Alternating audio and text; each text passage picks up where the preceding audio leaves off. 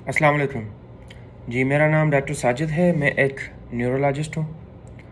आज हम जिस मौजू पे बात करेंगे वो है सर्वाइकल डिस्टोनिया।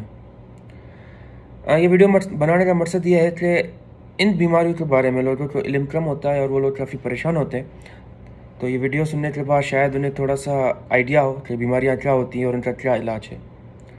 तो जो सर्वाइकल डिस्टोनिया है, तो सर्वाइकल हम कहते हैं मेडिकल लैंग्वेज में गर्दन को सर्वाइकल।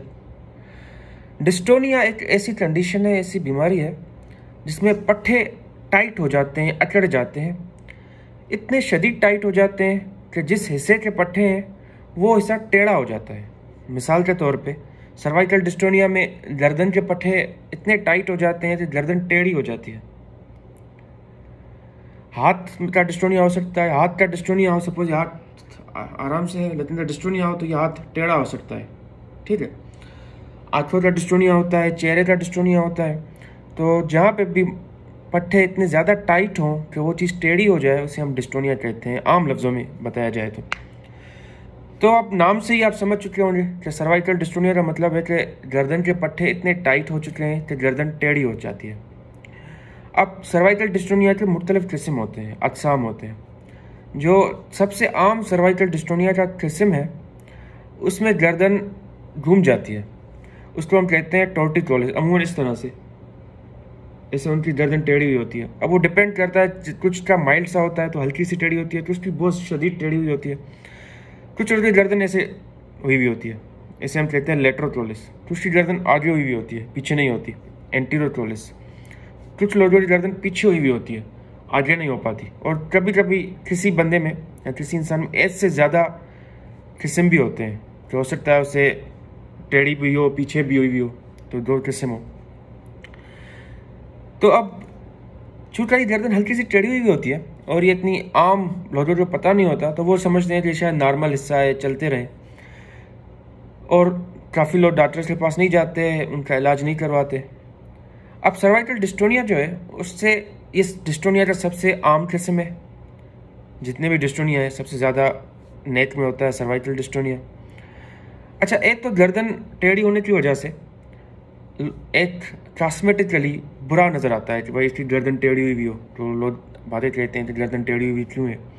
ज़्यादा हो तो कभी कभी सर जो है वो कांपने लगता है, हिलने लगता है। सर्वाइकल डिस्टोनिया की वजह से चूँकि पट्टे इतने ज़्यादा टाइट हुए हैं तो अमूमन उन्हें दर्द हो रहा होता है कि पीछे कमर में दर्द हुआ हुआ है, यहाँ पे पट्टों पे दर्द हुए हुए। काफ़ी तो इतना डिस्टोनिया होता है कि यहाँ के पट्टे बिल्कुल नज़र आ रहे होते हैं कि इतने ज़्यादा वो सख्त हुए हुए हैं। अब सर्वाइकल डिस्टोनिया जो है वो क्यों होता है, अमूमन कोई वजह पता नहीं है। ये हमें पता है कि दिमाग में कुछ हिस्से होते हैं बिल्कुल डीप दिमाग के, उनमें मसला है, पर मसला क्यों हुआ पता नहीं। इनका MRI स्कैन, CT स्कैन, हर चीज़ नॉर्मल आती है। ये सिर्फ क्लिनिक पे इनका मुआयना किया जाता है, उस पर ही अंदाज़ा हो जाता है कि डिस्टोनिया है या नहीं है। अगर किसी को डिस्टोनिया है तो इसका इलाज क्या है? सबसे पहले कुछ दवाइयाँ ट्राई की जाती हैं, लेकिन उन दवाइयों का फ़ायदा जो है वो बहुत कम लोगों में होता है। 10 से 20% लोगों में मुश्किल से फ़ायदा होता है, 80% लोगों में फ़ायदा नहीं होता। और काफ़ी दवाई हैं, 4-5 दवाई हैं जो मुख्तलिफ ट्राई की जाती हैं, हो सकता है किसी से फ़ायदा हो। अगर फ़ायदा ना हो फिर अगला होता है इंजेक्शन। वो इंजेक्शन का नाम होता है बोटॉक्स।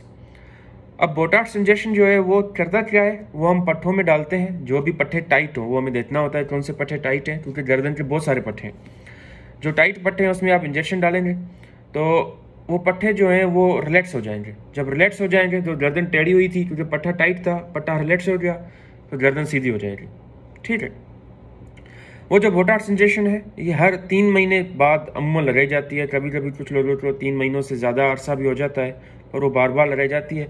बोटॉक्स से ये सर्वाइकल डिस्टोनिया बिल्कुल ऐसा नहीं ख़त्म हो जाएगा, पर टेम्पररी कुछ महीने, 3 से 6 महीने उनको फ़ायदा होता है। जब ये दोबारा शुरू हो तो फिर से लगाना पड़ता है।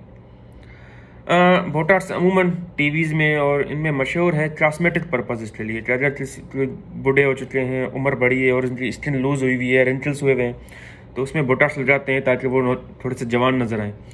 लेकिन इसमें बोटॉक्स इसलिए नहीं लगाया जा रहा, इसलिए लगाया जा रहा है जो बीमारी है उसको ख़त्म किया जाए। उम्मीद है कि बोटॉक्स के बारे में मज़ीद वीडियोज़ कुछ बनाऊँगा ताकि बोटॉक्स के बारे में इंफॉर्मेशन दी जाए। तो ये सर्वाइकल डिस्टोनिया है। जैसे मैंने बताया, ये एक आम बीमारी है सर्वाइकल डिस्टोनिया, और इसकी ट्रीटमेंट मौजूद है और इसको ट्रीट होना चाहिए। अगर किसी को भी आप महसूस करें कि उसकी गर्दन टेढ़ी है या मसला है, तो आपको चाहिए किसी न्यूरोलॉजिस्ट से आप मशवरा करें और उसका सही से ट्रीटमेंट लें, क्योंकि इससे इनकी क्वालिटी ऑफ लाइफ काफ़ी इम्प्रूव हो जाती है। उनमें सेल्फ कॉन्फिडेंस आ जाता है कि मेरी गर्दन सही है, दर्द वगैरह कम हो जाता है और काफ़ी वो रोज़मर्रा की ज़िंदगियों में उन्हें आसानी हो जाती है। जी शुक्रिया।